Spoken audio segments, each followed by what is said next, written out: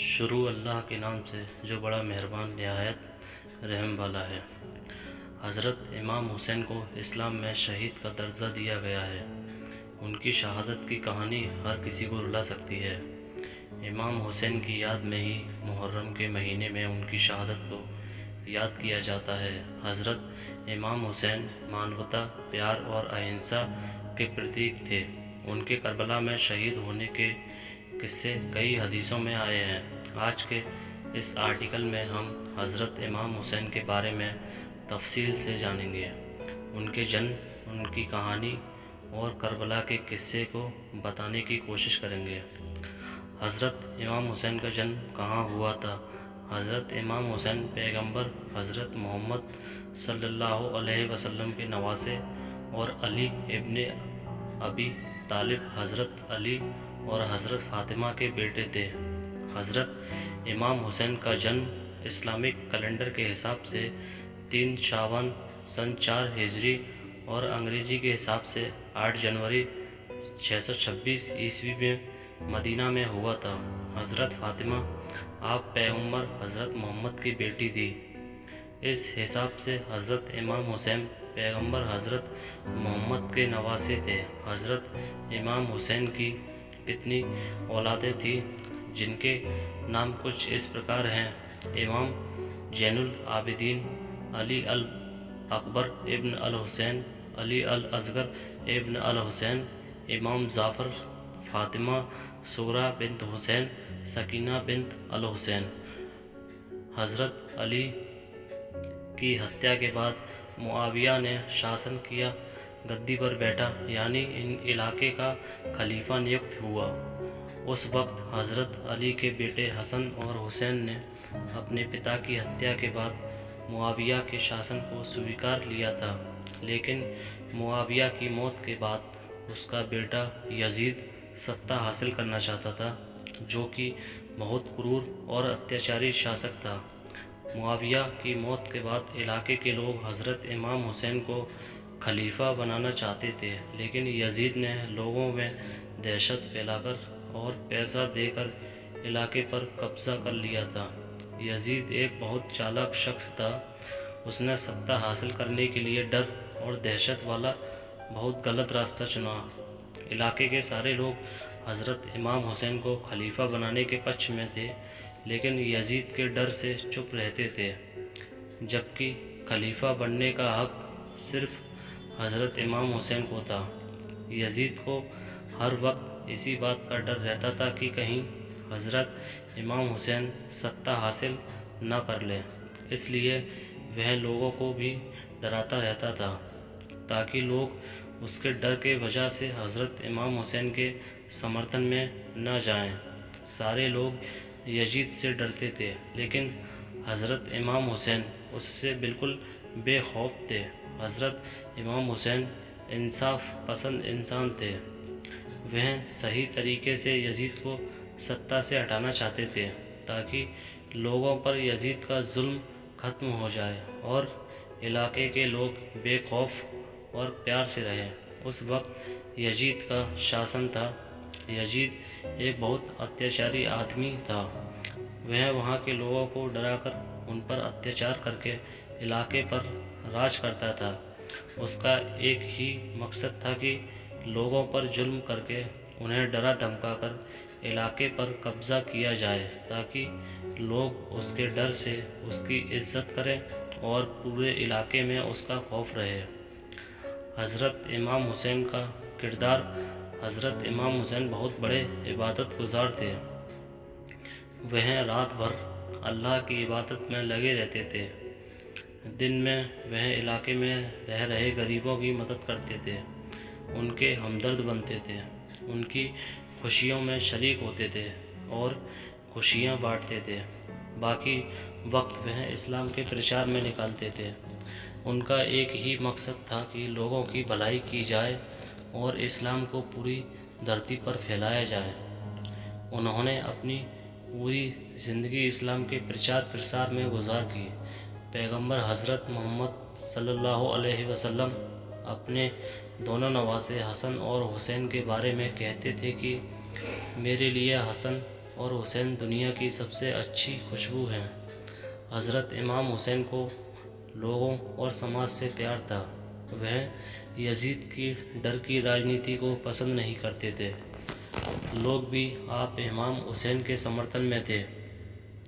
Yazid को जब इस बात का एहसास हुआ कि लोग आपके समर्थन में हैं, उसने सोचा कि अगर हज़रत इमाम हुसैन भी उसका समर्थन करेंगे तो लोग भी उसका यानी यजीद का समर्थन करेंगे। लेकिन हज़रत इमाम हुसैन ने यजीद की हर बात मानने से इनकार कर दिया था। यजीद ने फिर यह योजना बनाई कि जो उसकी बात नहीं मानेगा या उसके खिलाफ जाएगा वह उसे जान से मार देगा। हज़रत इमाम हुसैन को भी वह मारना चाहता था। इस बात का अंदाज़ा आप हज़रत इमाम हुसैन को हो गया था। हज़रत इमाम हुसैन ने मदीना क्यों छोड़ा?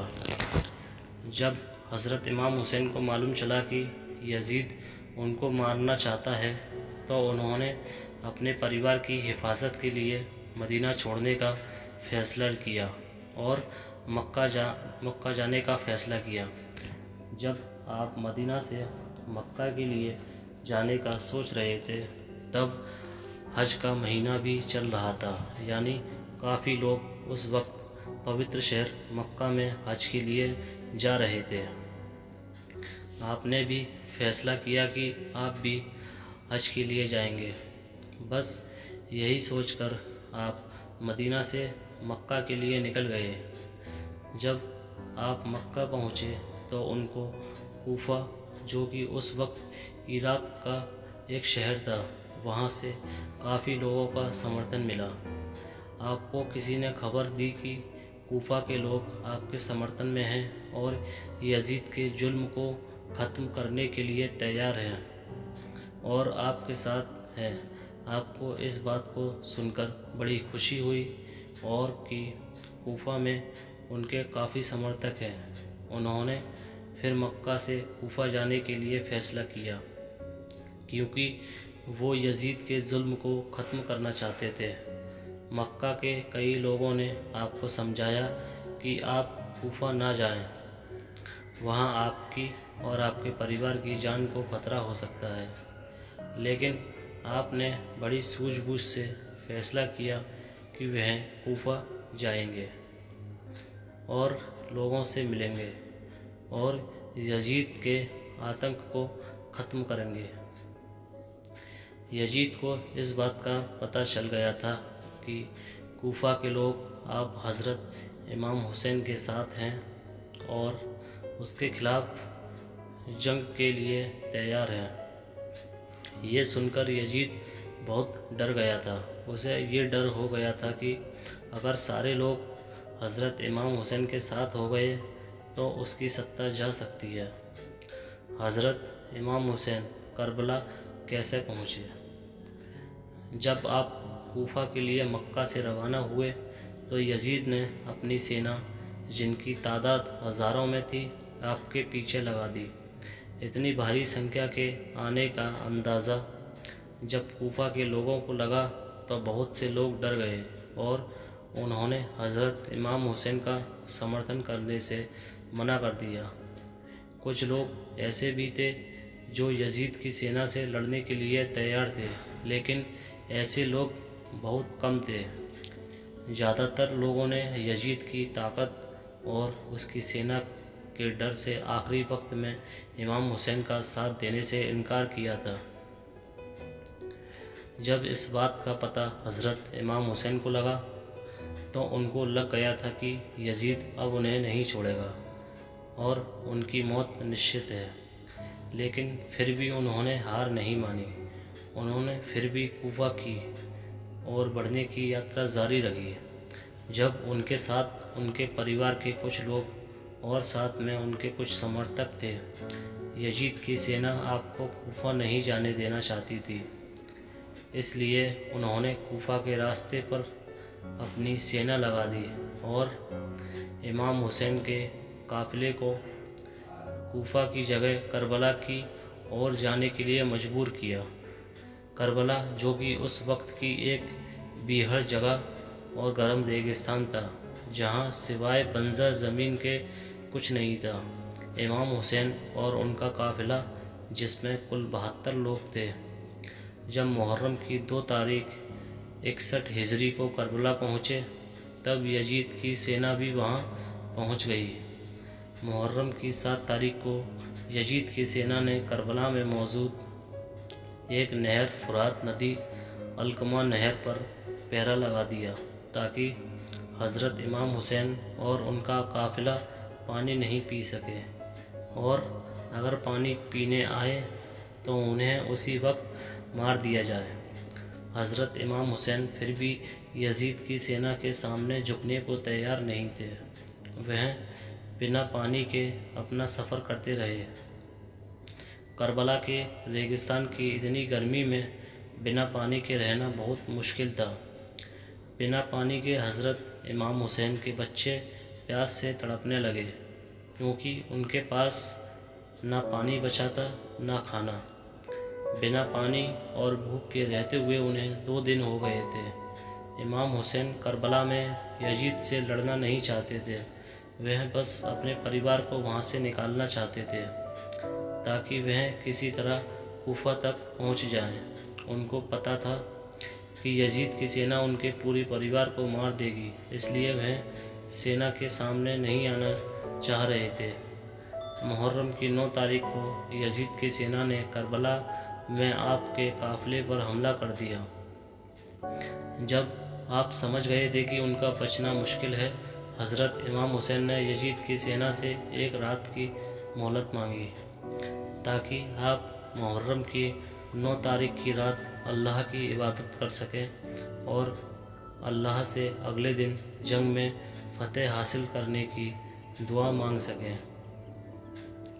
यजीद की सेना उनकी इस बात को मान गई और उन्हें, यानी हज़रत इमाम हुसैन को, 1 रात की मोहलत दे दी, क्योंकि यजीद की सेना को मालूम था कि ये लोग बिना पानी खाने के रह रहे हैं और 1 रात में तो ये और कमज़ोर हो जाएंगे। करबला की जंग का वाक़या। 1 रात की मोहलत मिलने के बाद हज़रत इमाम हुसैन, उनके परिवार और काफ़िले ने रात भर अल्लाह की इबादत की और जंग में फ़तेह हासिल करने की दुआ मांगी। अगले दिन यानी मुहर्रम की 10 तारीख को जंग का ऐलान दोनों ओर से हुआ। जंग में हज़रत इमाम हुसैन के समेत कुल 72 योद्धा यजीद की हज़ारों सेना के सामने युद्ध करने को तैयार थे। प्यास और भूख की हालत में भी आपके लोगों ने यजीद की हर बात को मानने से इनकार दिया, क्योंकि वह यजीद के सामने झुकने से ज़्यादा शहीद होकर मरना पसंद करते थे। दोपहर में नमाज के बाद यजीद की सेना आपके काफ़िले पर हमला कर दिया। हज़रत इमाम हुसैन समेत 72 योद्धाओं ने यजीदियों से डटकर मुकाबला किया। जंग में आपके सभी योद्धा शहीद हो चुके थे। तब अकेले इमाम हुसैन ही अकेले बचे थे। बाकी कुछ महिलाएं, जिनमें एक आपकी यानी हज़रत इमाम हुसैन की बीवी भी थी, वह तंबू में थे। तभी अचानक उनको अपने 6 महीने के बेटे अली असगर की आवाज़ सुनाई दी, जो कि 3 दिन से प्यास से तड़प रहा था।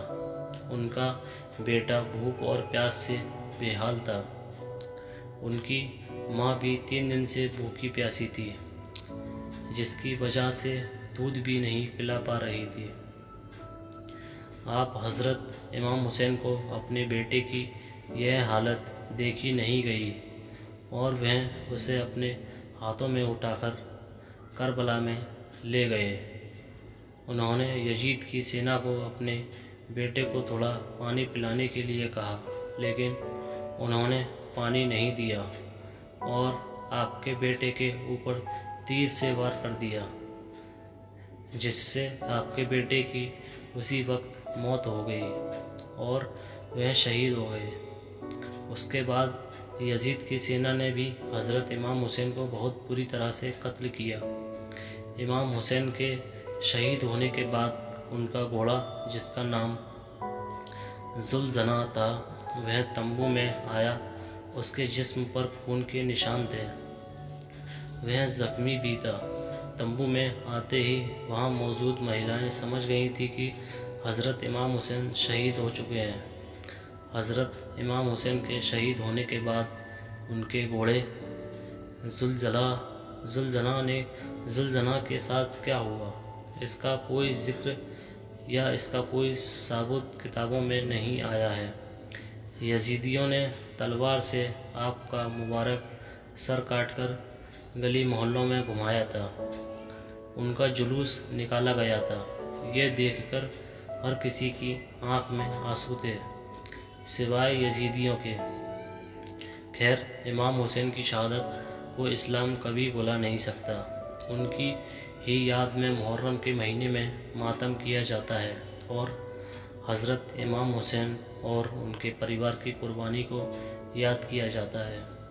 हमें भी चाहिए कि मुहर्रम के महीने में उनकी शहादत को याद करें। मुहर्रम में ताज़िया निकालकर ढोल नगाड़े बजाकर यजीदियों जैसे काम ना करें। जितना हो सके भूखे प्यासे लोगों को खाना खिलाएं। मुहर्रम की 9 और 10 तारीख को रोज़ा रखें और इमाम हुसैन की शहादत को याद करें।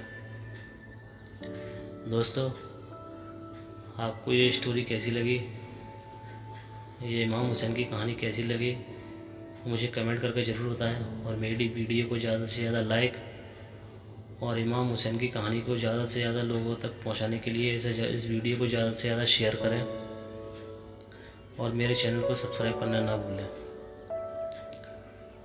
अल्लाह हाफ़िज़।